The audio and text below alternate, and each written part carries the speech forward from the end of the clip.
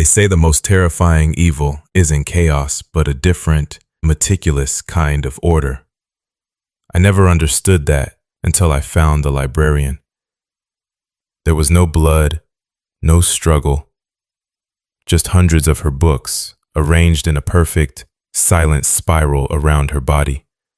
It was my first encounter with the killer they would call the architect. The case that ended my career, and in many ways, my life, began with the smell of lemon-scented bleach and old paper. I was a homicide detective for 15 years in Port Lowell, a quiet city mostly, the kind of place where the worst we usually saw was a domestic dispute that went too far, or a bar fight that ended with a clumsy, tragic fall. I'd seen enough to make me cynical, but not enough to prepare me for the architect. That's the name I gave him later. In the beginning, he was just a ghost. The call came in as a wellness check. A woman named Helen Croft, a librarian at the city college, hadn't shown up for work in 3 days. Her supervisor was worried. I caught the call with my partner at the time, Detective Miller.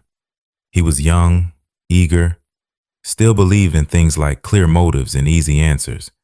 We arrived at her small bungalow on a street lined with oak trees. It was a peaceful scene, too peaceful. The patrolman who met us, a kid named Sutton, was pale. He said the door was unlocked. He'd done a walkthrough and called us immediately. "You'll just have to see it, detective," he'd said, his voice shaky. He was right. Helen's house wasn't a crime scene in the traditional sense. There was no blood, no sign of a struggle, no overt violence. There was just wrongness, a profound and silent violation that crawled under your skin. The living room was the first thing we saw. Every piece of furniture, the sofa, the armchair, the coffee table, the single floor lamp, had been moved into the exact center of the room, arranged in a tight, perfectly symmetrical cluster, as if huddling together for warmth. Every painting and photograph had been taken off the walls and stacked in a neat pile by the front door, face down. The television was on, displaying only static, but the volume was muted. Miller let out a low whistle. "Order? Mental break?" I didn't answer. I could already feel that cold dread, the instinct that tells you this isn't born of chaos, but of a terrifying, meticulous order. We found Helen Croft in her study. And that's where the scene went from bizarre to something I can only describe as a kind of malevolent art installation. She was seated in her desk chair, also in the center of the room, facing the doorway. Her posture was perfect, her hands folded neatly in her lap. She was dead, the ME would later confirm, from a simple, clean case of asphyxiation. No marks, no bruises. But it was the room itself that held the horror. Every single book, and there must have been hundreds, had been pulled from the floor-to-ceiling shelves. They weren't thrown about. They were stacked. They formed a massive, intricate spiral on the floor, starting from the base of her chair and swirling out. All the words had been chemically stripped away, leaving nothing but the ghost of an imprint. I stood in the doorway for a long time, just taking it in. Miller was on the radio, calling in the forensics team, the medical examiner, the whole parade. But I knew, even then, that they wouldn't find anything. This wasn't about leaving a clue. This was about leaving a feeling.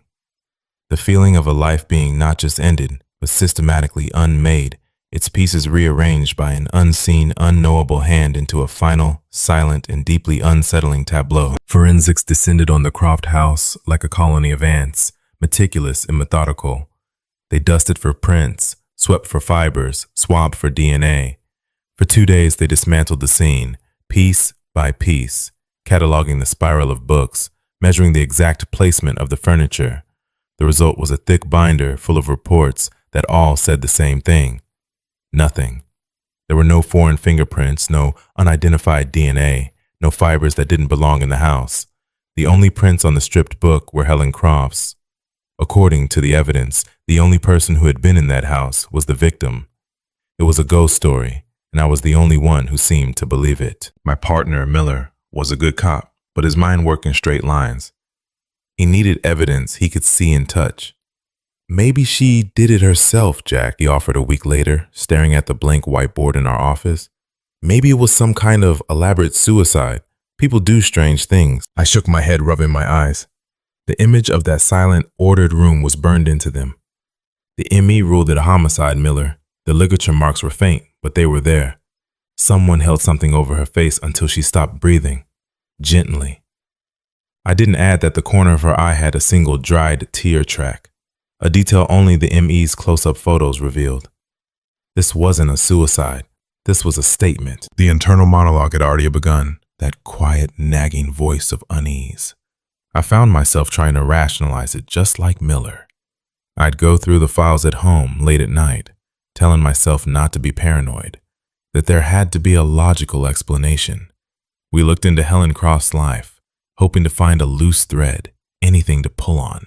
Her life was as quiet and ordered as her house had been before the incident. She had no ex-husbands, no jilted lovers, no gambling debts. She volunteered at an animal shelter on weekends. Her library colleagues described her as sweet, reserved, and dependable. She had no enemies. She was a complete cipher. The only anomaly, the only thing that wasn't perfectly neat, was a detail from the canvas of her neighborhood. An elderly woman next door, a Mrs. Gable, remembered seeing a van, a plain white utility van, parked across the street for 2 days straight the week of the murder. She hadn't thought anything of it, assumed it was a contractor for one of the other houses. She couldn't remember a license plate, the make, or the model. It was just a white van. It was nothing, a ghost vehicle for our ghost killer. Days turned into weeks. The Croft case went cold. It became another file in the cabinet, a lingering source of frustration for the department, a curiosity for the local news that eventually faded. But for me, it didn't fade. It became a permanent resident in the back of my mind. I couldn't shake the feeling of that house. It felt like I had walked into a church after the service was over, the silence thick with the ghost of a sermon I would never understand. A month passed. The leaves on the oaks outside the precinct turned from green to a brittle gold. The Helen Croft case was officially inactive, a ghost haunting the filing cabinets. Miller had moved on to a string of liquor store robberies, and I was wading through the procedural swamp of a check fraud case. Life in Port Lowell had returned to its sleepy, mundane rhythm. Then we got the call. This time, it was a family man, Stan Kowalski, a mechanic who owned a small, respected garage on the industrial side of town. His wife had called it in. He'd gone to the garage on a Sunday to work on a project car and never came home. She'd found him the next morning. When I walked into that garage, the same cold dread from the Croft house washed over me, but this time it was accompanied by the acrid smell of motor oil and gasoline. The scene was another impossible tableau. Stan was dead, seated on a low stool in the center of the main bay. The ME would later find the cause of death was carbon monoxide poisoning. The killer had run a hose from an exhaust pipe into a sealed office, then moved the body after he was dead. But again, the horror wasn't in the cause of death. It was in the arrangement. The project car, a 1969 Ford Mustang, had been completely and systematically disassembled. Every single part, from the engine block to the tiniest screw, was laid out on the concrete floor in a massive, perfect circle around Stan's body. The parts were arranged by size and function, like a living schematic diagram.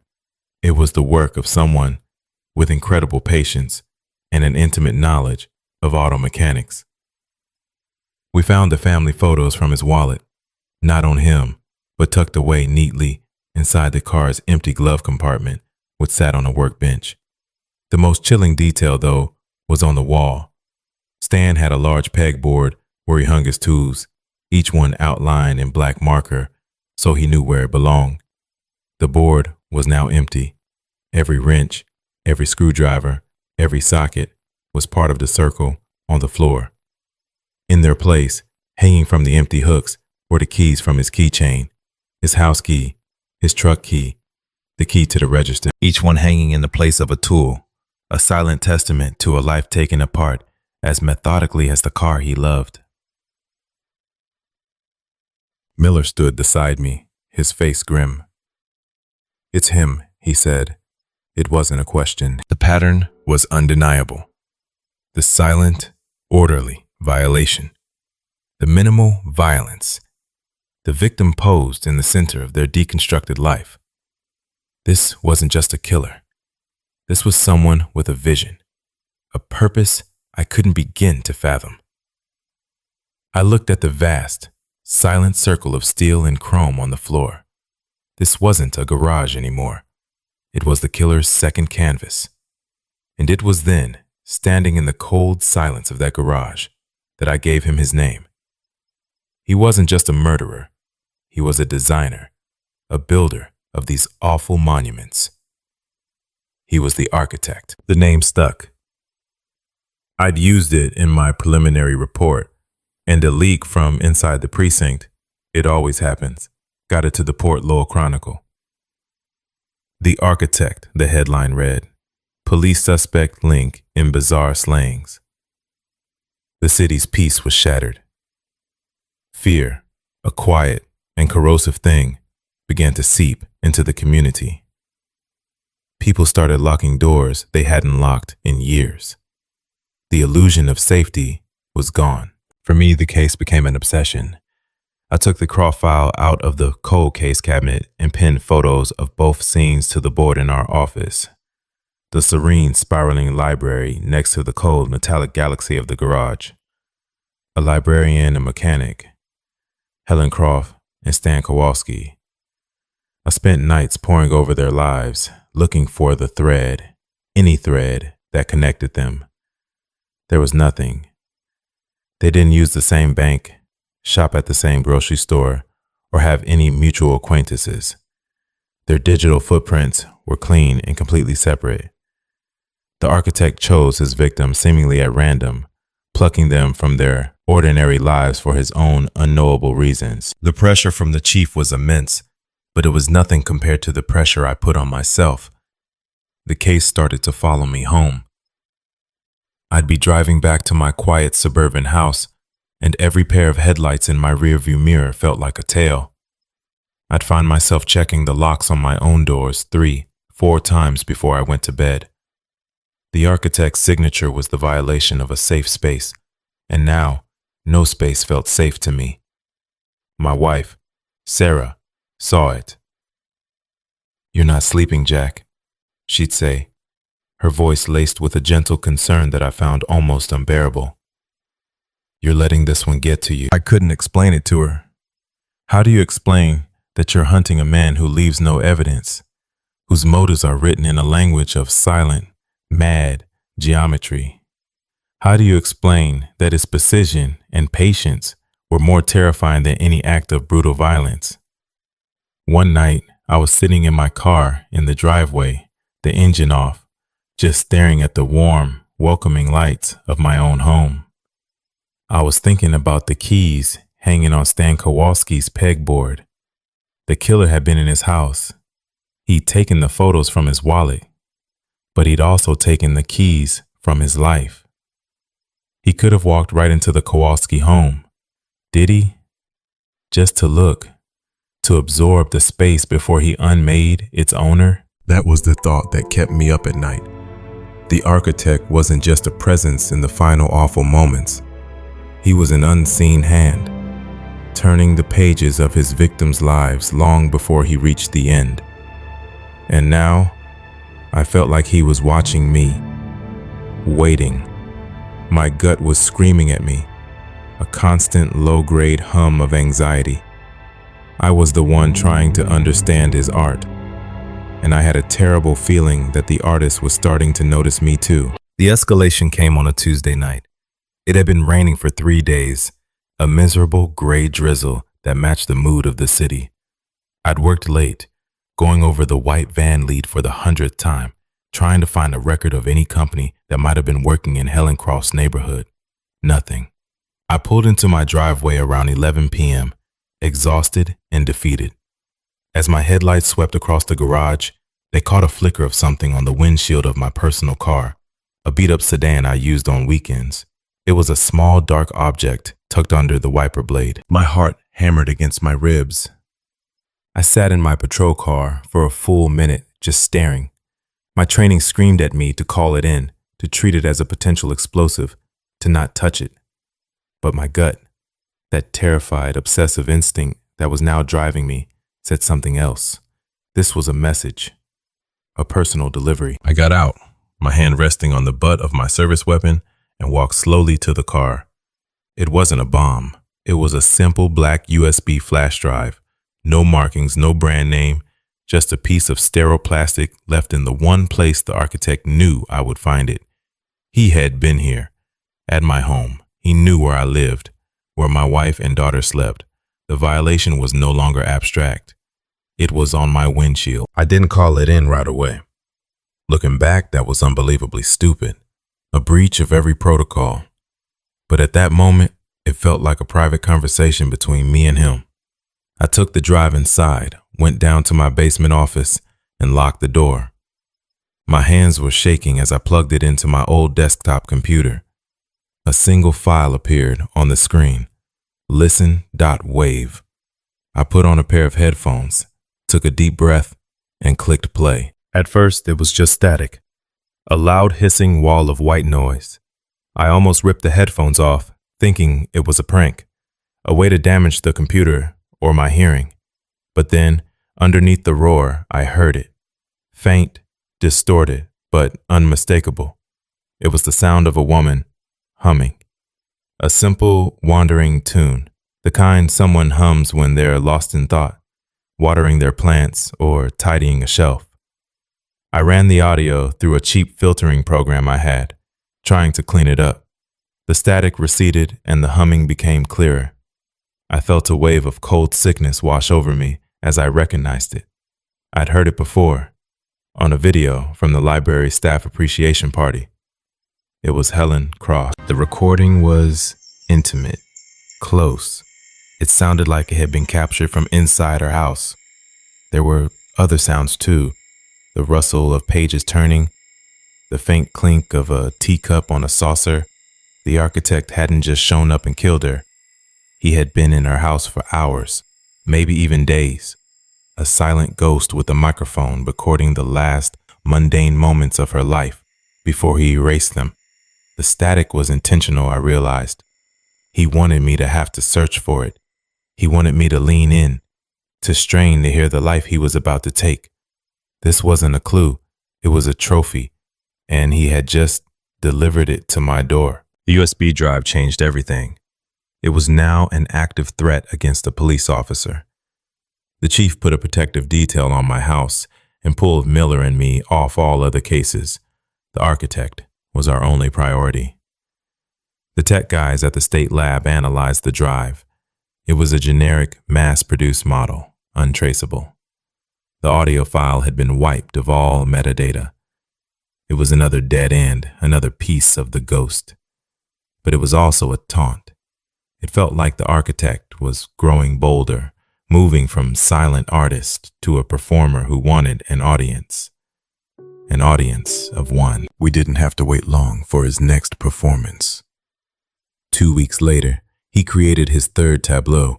The victim was a young woman named Maya Sharma, a brilliant sophomore at Port Lowell City College, the same place Helen Croft had worked. She lived in a single dorm room on the third floor of a residence hall. Campus security found her when she missed a midterm. Her room was a vision of surreal, silent chaos. Every single piece of clothing she owned, shirts, jeans, sweaters, scarves, had been taken from her closet and drawers. Each item was suspended from the ceiling by a single, near-invisible strand of fishing line, hung at varying lengths. To step into the room was to walk through a dense, silent forest of her personal wardrobe. Her desk was at the back of the room. Her textbooks were piled on it, each one open to a different page. On each open page, a single sentence was highlighted in yellow. I wrote them down. The structure is a paradox. History repeats its silent rhymes. Perception is a function of distance, the observer effect. They were meaningless fragments, a word salad of academic jargon. And in the center of it all, at her desk, sat Maya. She was posed with a pen in her hand, her head tilted as if in thought, a blank piece of paper in front of her. The ME later determined the cause of death was an injection of a massive dose of insulin, which sent her into a fatal hypoglycemic shock. Clean, quiet, and scientific. It was in Maya's room that the architect finally made a mistake. It was tiny, something a less seasoned forensics tech might have missed. Near the window, which was the only plausible entry and exit point on the third floor, was a small, smudged, partial shoe print on the dusty sill. It wasn't enough for a positive ID, not even close, but it was something. The tread pattern belonged to a common brand of work boot, a size 10. It was the first piece of physical evidence he had ever left behind. It was a ghost's footprint. It wasn't much, but it was proof. It grounded him. He wasn't a phantom who could walk through walls. He was a man who wore size 10 boots and had, for one brief moment, been clumsy. For the first time in weeks, I felt a flicker of something other than dread.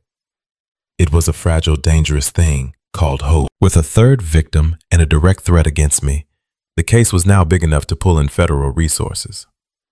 The chief, to his credit, didn't hesitate. He requested assistance from the FBI's Behavioral Analysis Unit. A week later, Dr. Eris Thorne arrived. He wasn't what I expected. He wasn't the grizzled, world-weary profiler from the movies. He was youngish, maybe late 30s, dressed in a perfectly tailored suit that seemed out of place in our drab precinct. He had a calm, academic air and eyes that seemed to see right through you. He spoke in quiet, measured tones, and his confidence was absolute. We gave him a temporary office in every file we had: the crime scene photos, the victimology reports, the audio file. He spent 3 days in that room, speaking to no one, the door closed. On the 4th day, he called Miller and me in.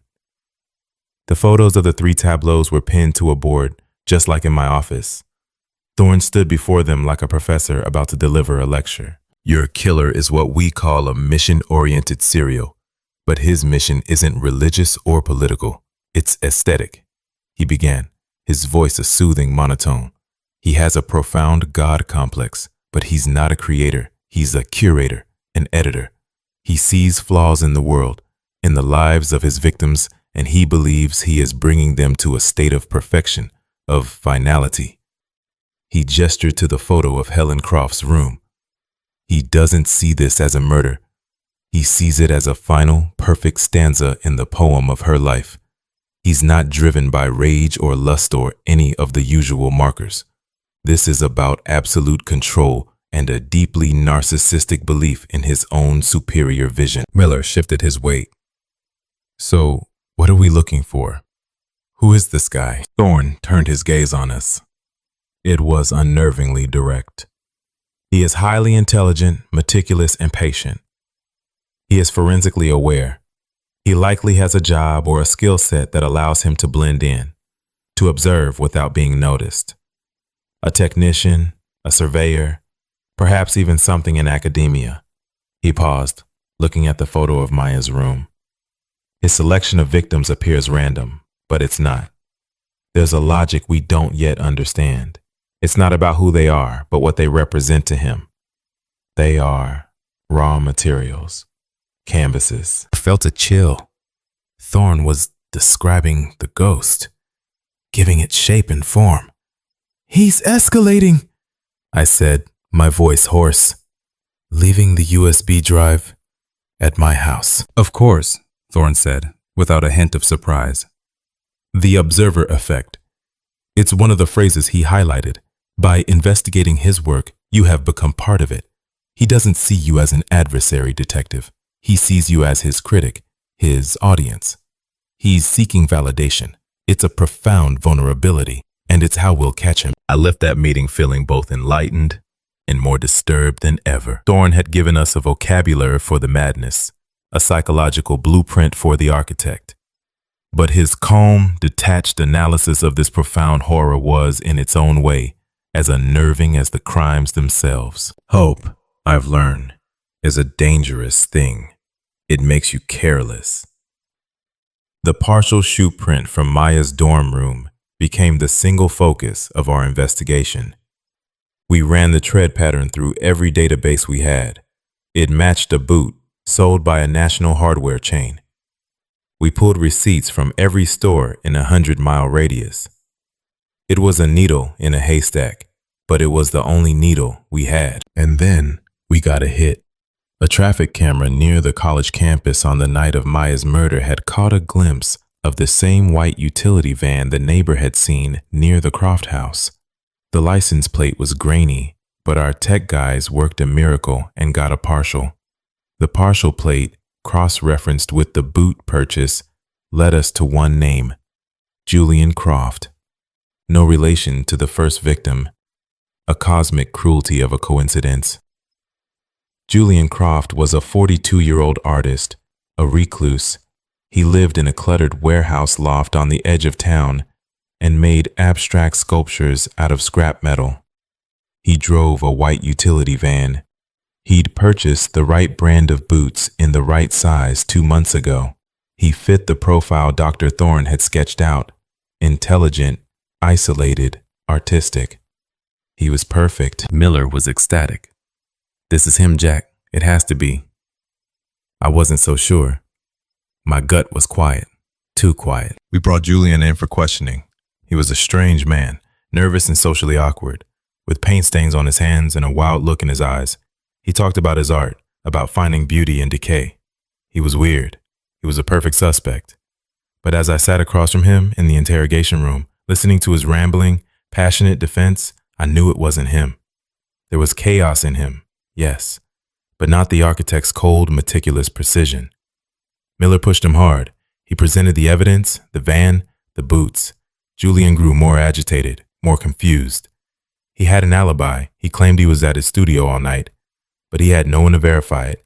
He lived alone. Against my strenuous objections, and with pressure from the chief to show the public a win, Miller and the DA decided they had enough to hold him. Worse, they leaked his name to the press as a primary person of interest in the architect's slayings. His face was on the evening news. The picture they used, a grim-faced mugshot, made him look like a monster. I watched the broadcast in my office, a sick feeling churning in my stomach. We're making a mistake, I told Miller. We're feeding an innocent man to the wolves. Miller just shook his head, his eyes bright with the thrill of the chase. He fits, Jack. Sometimes the guy who looks guilty is guilty. But I knew he was wrong. We hadn't caught the architect. We had just given him a new canvas, and I was terrified to see what he would paint on it. The architect did not wait long to correct our mistake. 48 hours after Julian Croft's name was plastered across the news, we got the call. A fourth victim. This time, the rage that had been absent from the other scenes was palpable. The victim was a man named Ben Carter, a young, ambitious journalist for the Port Lowell Chronicle. He was the one who had written the front page story about Julian Croft, the one with the monstrous mugshot. We found Carter in his home office. He had been killed by a single violent blow to the head. But the scene was a brutal mockery. Carter was posed at his desk, slumped over an old-fashioned manual typewriter. His laptop and modern computer equipment were stacked in a corner, unplugged. The architect had forced him back to an older, more primitive form of media. The walls of the office were covered in newspaper clippings, all of them Carter's articles, but every mention of Julian Croft's name had been violently crossed out with a thick red marker. The final, chilling message was on the single sheet of paper rolled into the typewriter. A short, simple sentence was typed onto it, the letters punched unevenly into the page. It read, "You have the wrong brush. Look for the hand." The architect had not only killed again while our suspect was in custody, but he had explicitly told us we were fools. Julian Croft was immediately released from custody. his name and face now synonymous with a series of horrific murders he didn't commit. He walked out of the precinct into a hail of camera flashes. A haunted, broken man. His life was effectively over. The fallout in the department was catastrophic. The chief was facing calls for his resignation. The public's fragile trust in the police was shattered. My partnership with Miller was destroyed.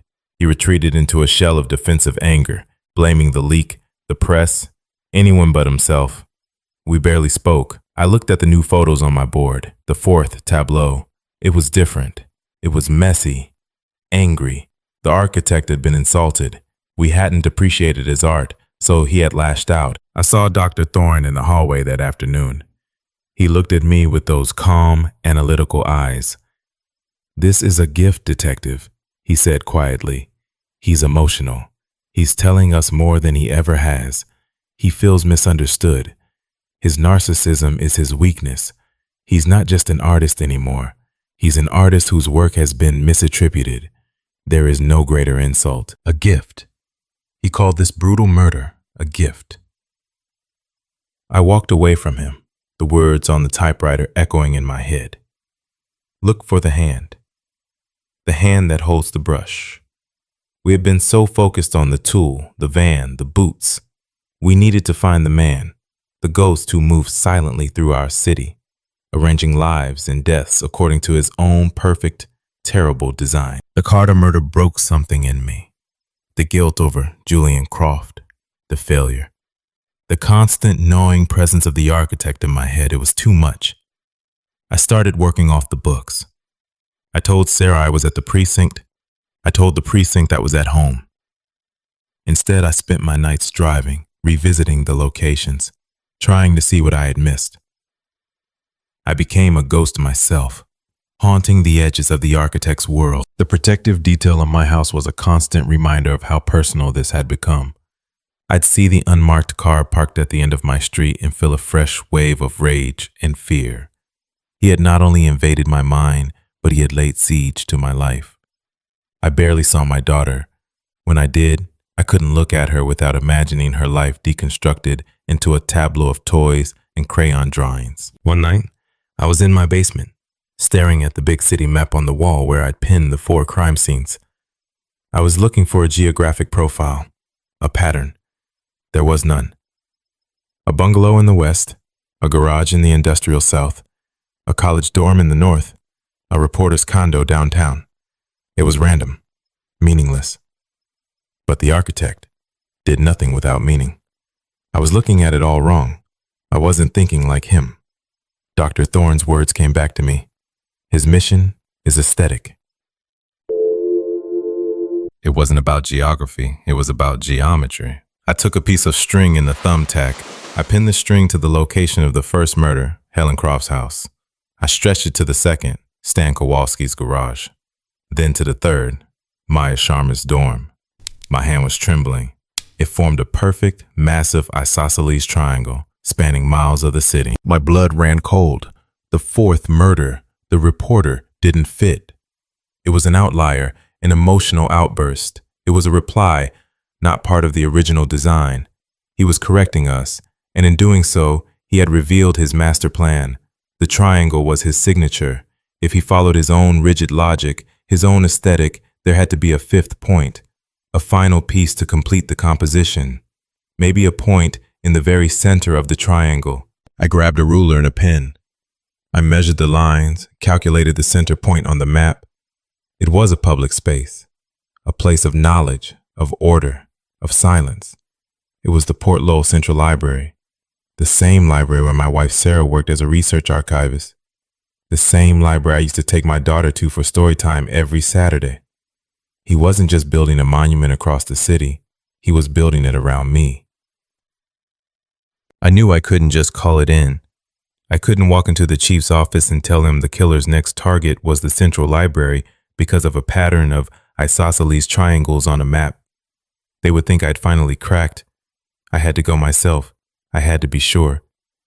I told Sarah I was working a late stakeout. I didn't tell her where. I couldn't bear to see the fear in her eyes. I went to the library that afternoon. a ghost among the quiet patrons. I walked the halls. The smell of dust and binding glue thick in the air. It was a massive old building full of shadowy alcoves and silent, forgotten corners. A perfect hunting ground. I found a secluded armchair in the history section on the second floor, a spot with a clear view of the main reading room, and I waited. The hours crawled by. The librarians made their closing announcements. The last of the patrons shuffled out. The heavy front doors were locked. The lights dimmed, leaving only the faint glow of the security lamps. The silence was absolute. I must have drifted off. The exhaustion of the past weeks finally caught up to me. It wasn't a deep sleep, but a heavy, dreamless state of surrender. When I woke, it was to that same profound, bone-deep silence. But something was wrong. The air was colder. I wasn't in the armchair anymore. I was sitting on a hard, wooden chair in the very center of the vast, dark, main reading room. I tried to move, but my hands were tied behind me, my feet to the chair legs. Panic, cold and sharp, seized me. I was the bait, and the trap had been sprung. Across the cavernous room, a figure detached itself from the shadows of a towering bookshelf. He moved with a slow, deliberate grace, his footsteps making no sound on the marble floor. He didn't rush. He just walked to the center of the room and stood about 20 feet in front of me, a silhouette against the faint moonlight filtering through the high arched windows. He didn't speak. He just stood there, staring. It was the ultimate horror motif. The silent, watching figure in the dark. But this wasn't a story. This was real. I was tied to a chair, unarmed, and completely at his mercy. My heart hammered against my ribs, a frantic drum in the cathedral of silence. I was no longer the detective.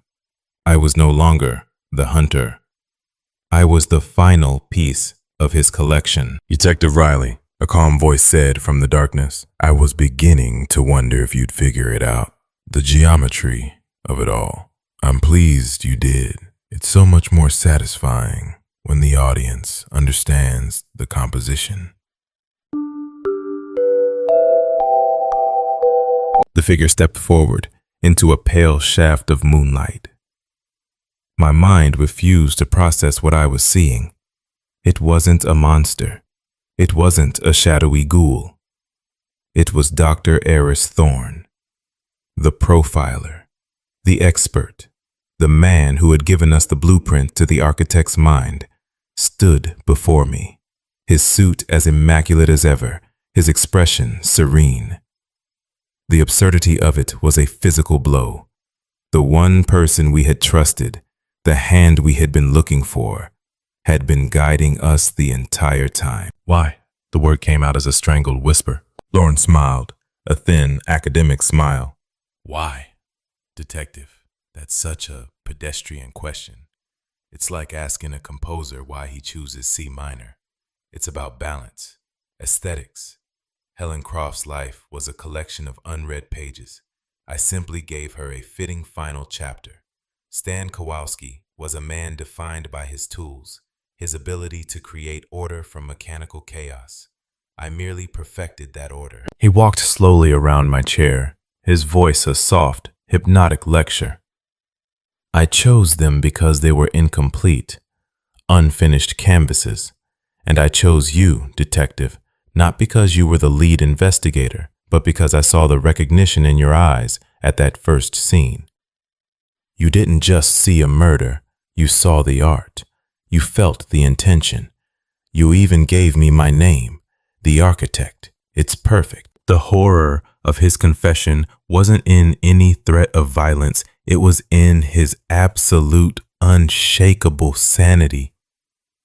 He wasn't a gibbering madman. He was a rational, intelligent man who believed with every fiber of his being that what he was doing was a form of high art, a service. He had inserted himself into his own investigation. He had profiled himself for us. The false leads, the analysis, the misdirection toward Julian Croft, it was all part of his performance. USB drive, I managed to say. It was a test, he replied, to see if you were worthy of being the critic, if you would appreciate the intimacy of the recording. He stopped in front of me again, his eyes holding mine. And now, this final piece. The observer becomes the observed. The detective who solves the puzzle becomes the centerpiece. It's a perfect paradox, a closed loop. The most beautiful tableau of all. He wasn't going to kill me, I realized. That wasn't the point. My death would be clumsy, an imperfect end. The point was this moment, the moment of revelation, the moment I, his greatest appreciator, became his property. That was the true violation. He saw the understanding dawn on my face. He nodded, satisfied. The police will be here in 10 minutes, he said calmly. I called them myself. The artist should always be present when his work is unveiled. He didn't resist when the tactical team stormed the library. He simply stood there, a serene smile on his face, a master artist admiring his final, perfect creation. It's been 5 years since that night in the library. Eris Thorne is in a Supermax facility, locked away for the rest of his natural life. He never offered a further explanation. At his trial, he sat in silence, observing the proceedings with the detached air of a critic, watching a rather boring play. The city of Port Lowell breathed a collective sigh of relief. The architect was caught. The monster was caged. Case closed. But for me, it never closed. I retired from the force a month after the trial. I couldn't walk into the precinct anymore without seeing Thorne's ghost in the hallways. I couldn't look at a crime scene photo without hearing his calm, rational voice explaining the aesthetics of murder. He won. He didn't kill me, but he destroyed my world all the same. He left the door to his world open inside my head, and I can never seem to shut it. Sarah and I are still together, but there's a distance between us now, a shadow I can never fully explain to her. Sometimes I'll wake up in the middle of the night and find myself standing in our living room, just staring at the furniture, a cold sweat on my skin, fighting the urge to move it all into the center of the room. I can't look at a family photo without thinking of Stan Kowalski's garage. I can't hear a book page turn without seeing the blank page in Helen Croft's hands. Thorne is locked in a concrete box 1,000 miles away, but he is more present in my life than ever. His tableaus are the architecture of my nightmares. The case is solved, the files are closed, but the real mystery, the chilling abyss of his mind, remains. That's the part that haunts me. It wasn't the act of a madman. It was the work of a man who had simply stepped outside the bounds of shared humanity and created his own terrible logic. Sometimes, late at night, when the house is quiet, I feel like I'm still sitting in that chair in the library, a permanent part of his last perfect arrangement. And I know that somewhere, in the darkness of his cell, the architect is thinking of his greatest masterpiece. And he's just watching. It's stories like that one that remind you of the fragility of it all.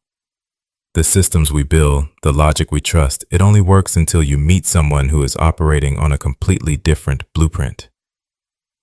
The case is closed, but the real question never gets answered. What makes a mind like that? And how many more are out there, quietly observing, waiting to start their own collection? Thank you for watching Horror Story. If you believe it's important to remember what lurks just beneath the surface of our quiet little towns, don't forget to subscribe to Horror Story and hit the notification bell. You never know when you'll need a reminder to check the locks.